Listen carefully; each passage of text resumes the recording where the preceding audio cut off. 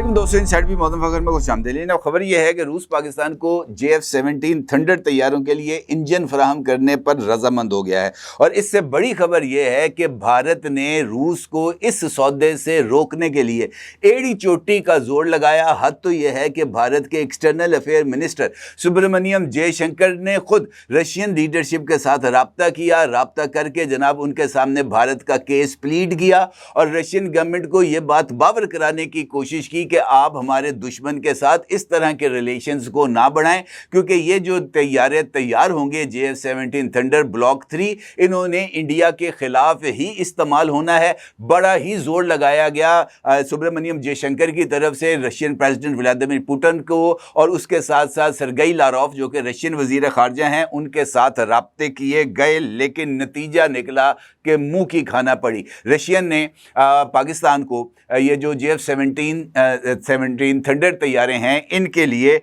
नए और जदीद इंजन फराहम करने पर आमादगी जाहिर कर दी है। और इसके बाद भारत की तरफ से रूस से AK-630CIWS ये जो सिस्टम है इसको ख़रीदने की ख्वाहिश का इजहार किया गया है। और इसके साथ साथ रूस से S-400 मिसाइल डिफेंस सिस्टम के मज़ीद 5 यूनिट्स ख़रीदने के हवाले से बातचीत भी चल रही है। और ये जो भारत है इसको ये जो रशिया की तरफ से साफ जवाब मिला है, इसके हवाले से ख़ुद जो इंडियन मीडिया है और इंडियन जो पॉलिटिकल पार्टीज़ हैं वो इस वक्त मोदी गवर्नमेंट के साथ जनाब जो सलूक कर रही हैं वो देखने से ताल्लुक रखता है।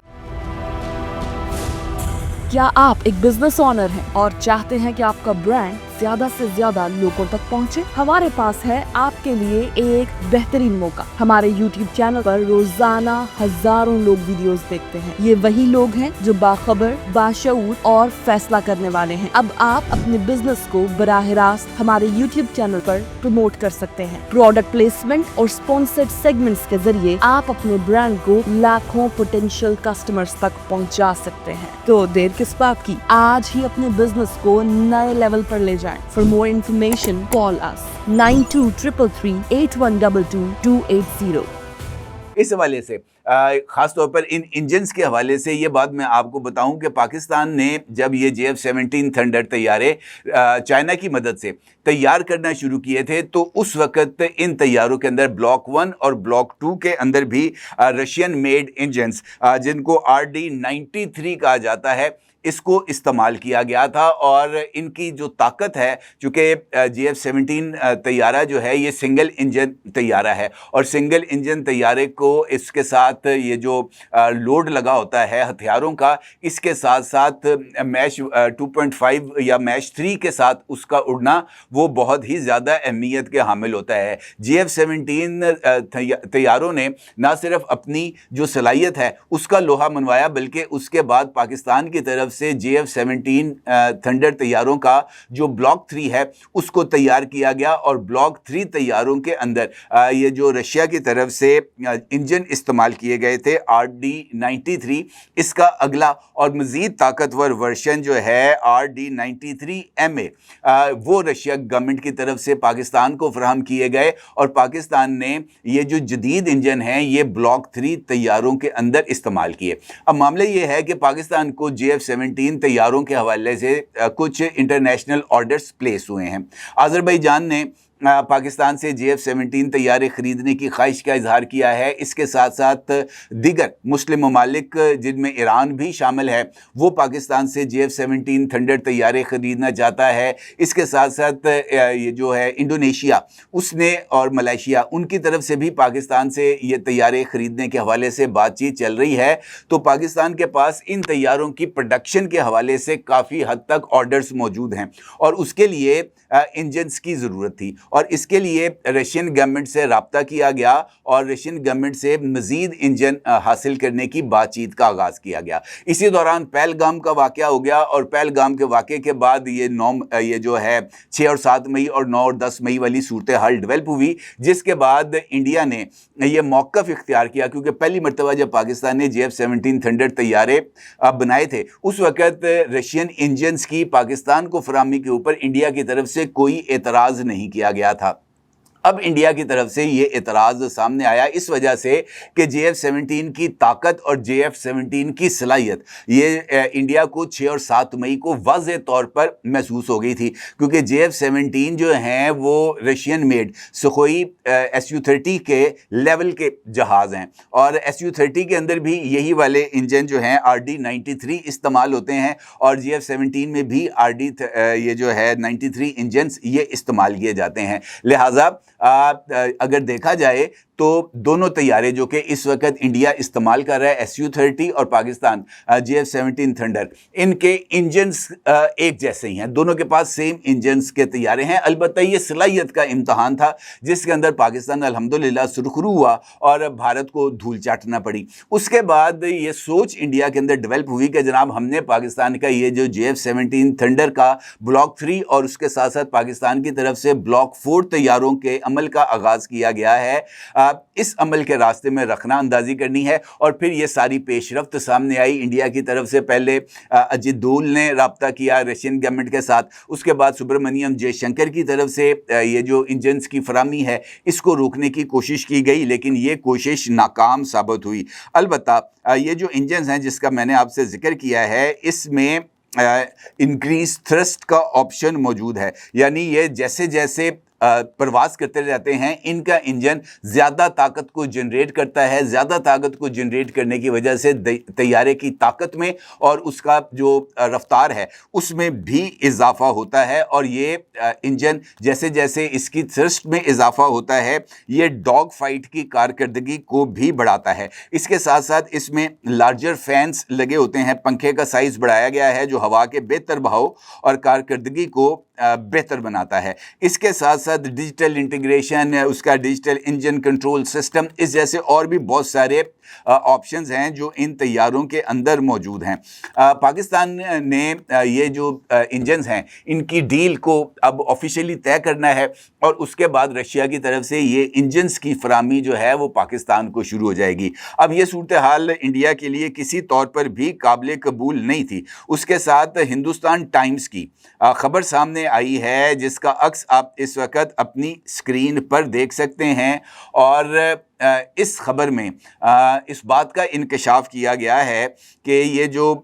انڈیا ہے اس نے رشیا سے S-400 میزائل ڈیفنس سسٹم کے 5 نئے یونٹس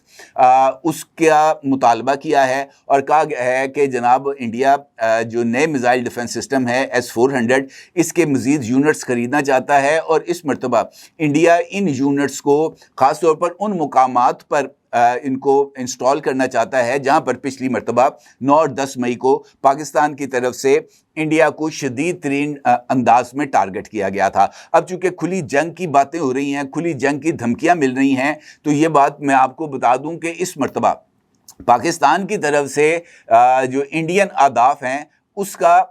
تعین کر لیا گیا ہے۔ اگر آپ کو یاد ہو اکانومسٹ کو انٹرویو دیا تھا DGISPR لیفٹیننٹ جنرل احمد شریف صاحب نے، تو انہوں نے اس انٹرویو میں اس بات کا اظہار کیا تھا کہ اس مرتبہ ہم مشرق سے آغاز کریں گے، تو اس کا مطلب یہ تھا کہ انڈیا کی جو اکنامک ہب ہیں اس کو ٹارگٹ کیا جائے گا۔ تو انڈیا کی 200 کلومیٹر کی بیلٹ ہے جہاں پر اس کے یہ جو سارے کے سارے انڈسٹریل یونٹس موجود ہیں، تو یہ بات میرا خیال ہے کہ بڑی حد تک واضح ہو چکی ہے کہ انڈیا کی طرف سے پاکستان پر حملے کا جواب انڈیا کی معیشت کی کمر کو توڑنے سے دیا جائے گا، اور یہ ان کے لیے ایک بہت بڑا سیٹ بیک ہوگا۔ یہی وجہ ہے کہ S-400 کے جو نئے یونٹس ہیں ان کو پاکستان کے فتح میزائلز اور دیگر میزائلز کو روکنے کے لیے نہ صرف ان کو خریدا جا رہا ہے بلکہ ان کو ان مقامات پر انسٹال کرنے کی کوشش کی جائے گی جہاں پر اب انڈیا کو خطرہ ہے کہ پاکستان یہاں پر ان کو اٹیک کرے گا، خاص طور پر ان کی انڈسٹریل ہبس کو۔ لہٰذا ایک جانب یہ کوشش کی جا رہی ہے کہ S-400 میزائل ڈیفنس سسٹم ان کو اس کے مزید جو 5 یونٹس ہیں وہ ان کو مل جائیں۔ اس کے ساتھ ساتھ انڈیا کی طرف سے رشیا سے AK-630 CIWS یہ جو سسٹمز ہیں یہ خریدنے کی خواہش کا اظہار کیا گیا ہے، اور 6 یونٹس کی خریداری کے لیے ریکویسٹ فار پرپوزلز یہ لانچ کر دی گئی ہے۔ یہ جو اس کا ہے CIWS، اس کا مطلب یہ ہے کلوز ان ویپن سسٹم، یعنی یہ میزائل ڈیفنس سسٹم کی ایک لاسٹ لیئر ہے. یہ جو ہتھیار ہے یہ ملٹی بیرل گن ہے, رشین ساختہ گن ہے AK-630, اور یہ 30 mm کا اس کا دہانہ ہے. اور یہ عام طور پر یہ والا جو ویپن سسٹم ہے یہ بحری جہازوں پر نصب کیا جاتا ہے تاکہ قریب فاصلے پر آنے والے فضا سے خطرات جیسے میزائل اور دور سے دستیاب حملے, لڑاکا طیارے اور ڈرونز وغیرہ ان کو تباہ کیا جا سکے. یہ کلوز ان ویپن سسٹم, جس طرح اپنے نام سے اس کی وضاحت ہوتی ہے, یہ دفاعی نظام کی ایک آخری لیئر کے طور پر استعمال کیا جاتا ہے, کیونکہ ملٹیپل لیئرز ہوتی ہیں میزائل ڈیفنس سسٹم کی. کچھ دور سے آنے والے میزائلز کو دور سے ہی تباہ کیا جاتا ہے, پھر ایک مڈ رینج آتی ہے, پھر لو رینج آتی ہے, اور آخری رینج کے اندر یہ AK-630 والا سسٹم آتا ہے, اور اس کے ذریعے قریب ترین آنے والے جو بھی ہتھیار ہیں دشمن کے ان کو نشانہ بنایا جاتا ہے. لہٰذا اس نظام کی خصوصیت میں یہ شامل ہے کہ یہ بہت تیز ہے, اس کا فائرنگ ریٹ بہت زیادہ ہے, خود کار گن یہ خود نشاندہی کرتی ہے, ٹریک کرتی ہے ریڈار یا برقی آپٹیکل فائر کنٹرولز وغیرہ کو. تو یہ سسٹم کو انڈیا اب اپنے مستقبل کے مارکوں کے لیے استعمال کرنا چاہتا ہے, اور جس کا اظہار بار بار سامنے آ رہا ہے. اس کا مطلب بڑا واضح ہے کہ یہ جو نئے ڈیفنس سسٹم حاصل کیے جا رہے ہیں, چاہے وہ S-400 ہے یا چاہے یہ جو ہے 63 CIWS, یہ جو حاصل کیے جا رہے ہیں یہ محض اس وجہ سے نہیں حاصل کیے جا رہے کہ انڈیا کو اپنی یہ جو ڈیفنس وارڈروب ہے اس کے اندر ان چیزوں کو استعمال کرنا ہے. یہ واضح طور پر اس بات کا اشارہ ہے کہ انڈیا انفیکٹ پاکستان کے خلاف ایک نئے اور اہم مارکے کی تیاری کر رہا ہے, اور اس مارکے کے لیے اسے یہ والے جدید ترین ہتھیاروں کی ضرورت ہے. اور چونکہ اس مرتبہ انڈیا کی جو ڈاکٹرین ہے, وار ڈاکٹرین, وہ مختلف ماضی کی نسبت, یعنی یہ جو 6 اور 7 مئی کو تھی اس سے بالکل مختلف نظر آ رہی ہے, کیونکہ 6 اور 7 مئی کو انہوں نے اپنی فضائی حدود سے ہی میزائل فائر کیے تھے پاکستان کی حدود میں, جبکہ 9 اور 10 مئی کی درمیانی شب انڈیا کی طرف سے براموس اور اسکالپ میزائل پاکستان کی مختلف ایئر بیسز کو ہٹ کرنے کے لیے فائر کیے گئے تھے,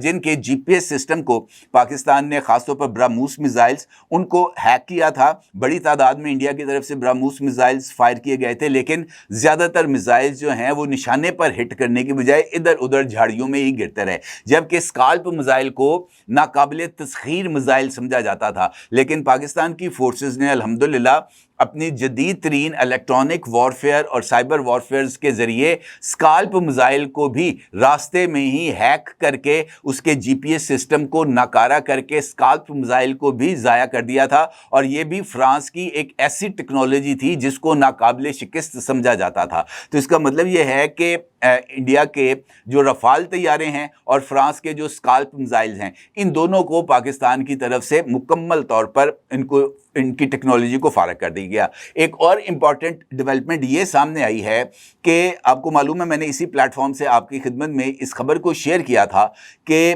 انڈیا فرانس سے 140 نئے رفال طیارے خریدنا چاہتا ہے, اور اس کے لیے یہ جو ریکویسٹ آف پرپوزلز تھیں یہ فرانسیسی گورنمنٹ کو بھجوائی گئیں. اب فرانسیسی گورنمنٹ کی طرف سے یہ ان سے کہا گیا ہے کہ آپ کے پاس جو پہلے رفال طیارے ہم نے دیے تھے, کیونکہ اب یہ بات بہت حد تک انٹرنیشنل میڈیا پر موجود ہے, خاص طور پر ایلن وان کی طرف سے طیاروں کے ٹیل نمبرز جاری کیے جانے کے بعد, کہ آپ پہلے اپنے رفال طیارے جو ہیں ہمیں ان کی گنتی کرائیں, اور اس کے ساتھ ساتھ جو رفال طیارے تباہ ہوئے ہیں ہمیں ان کا ملبہ دکھایا جائے, تاکہ اس کے بعد ہم اس بات کا فیصلہ کریں کہ آپ کو مزید رفال طیارے ہم نے بیچنے ہیں یا نہیں بیچنے, جوائنٹ پروڈکشن کرنی ہے یا نہیں کرنی. اور فرانس کی طرف سے یہ جو ان کی جو ڈسال کمپنی ہے اس کی طرف سے یہ جو ریکویسٹ آئی تھی انڈین گورنمنٹ کو، اس ریکویسٹ کو بھی ٹرن ڈاؤن کر دیا گیا ہے. یعنی فرانس سے کہا گیا ہے کہ جو طیارے آپ نے ہمیں دے دیے تھے وہ گرے ہیں یا نہیں گرے، ہمارے پاس ہیں یا نہیں ہیں، یہ ہمارا مسئلہ ہے، یہ آپ کا مسئلہ نہیں ہے. آپ کو ہم نے پیسے دینے ہیں اور نئے طیارے خریدنے ہیں، آپ ہمارے ساتھ نئے طیاروں کا سودا کریں، نئے طیارے ہمارے حوالے کریں، بات ختم، آپ کا رول ختم. تو اس طرح کی جو سچویشن ہے یہ وہاں پر سامنے آ رہی ہے. البتہ امپورٹنٹ فیکٹر یہ ہے کہ پاکستان کا اس ریجن کے اندر نہ صرف چائنا کے ساتھ اب جو ڈیفنس ریلیشنز ہیں وہ تو الحمدللہ پہلے ہی بہت بہتر ہیں، لیکن اب اس کے ساتھ ساتھ انڈین انوالومنٹ کے باوجود، اور یہ انکشاف انڈین ٹوڈے نے کیا ہے خود اپنی رپورٹس میں، اس کا عکس بھی آپ اس وقت اپنی اسکرین پر دیکھ سکتے ہیں، اس میں انہوں نے واضح طور پر اس بات کا ذکر کیا ہے کہ جناب یہ جو انجن کے فراہمی کو رکوانے کی جو انڈین گورنمنٹ کی کوششیں ہیں وہ ناکام ہو گئی ہیں، اور اب یہ چورن وہاں پہ بیچا جا رہا ہے کہ جناب اس انجن کی موجودگی سے آپ کو خطرہ کوئی نہیں ہے، آپ کو پتہ ہے کہ اس انجن نے کیسے کام کرنا ہے، لہٰذا آپ کو پریشان ہونے کی ضرورت نہیں. لیکن جو صورتحال ہے، اور اگر ڈپلومیٹک فرنٹ پر دیکھیں تو یہ واقعتاً انڈیا کے لیے ایک بہت بڑا سیٹ بیک ہے کہ ماضی کا اس کا سب سے بڑا حلیف جو ہر فرنٹ پر آ کر انڈیا کے ساتھ کھڑا رہتا تھا وہ اس وقت انڈیا کی بات پر کان دھرنے کے لیے تیار نہیں ہے، اور انڈین ریکویسٹ کو ریجیکٹ کر کے وہ پاکستان کو یہ جو نئے انجنز ہیں JF-17 تھنڈر کے لیے RD-93MA یہ فراہم کرنے پر تیار ہے. اور یہ الحمدللہ پاکستان کی خارجہ پالیسی اور پاکستان کی یہ جو گلوبل ساؤتھ کے اندر جو اس کا اب رول ڈیولپ ہو رہا ہے یہ اس کے لیے ایک اہم اشارہ ہے. اور یہ بات ثابت ہو رہی ہے کہ پاکستان اب گلوبل ساؤتھ کے اندر اپنے ایک اہم کردار کے لیے نہ صرف تیار ہو رہا ہے بلکہ وہ اب اس نئی ذمہ داری سے عہدہ برا ہونے کے لیے دنیا کو قائل کر چکا ہے کہ جناب ہم یہاں پر ہیں، لہٰذا اب کسی کو گھبرانے کی ضرورت نہیں. اور یہ میرے نزدیک پاکستان کے لیے اور ہم سب کے لیے فخر کا مقام ہے. اپنی جگہ ضرور اظہار کیجیے گا. آپ کو بہت شکریہ. اللہ حافظ.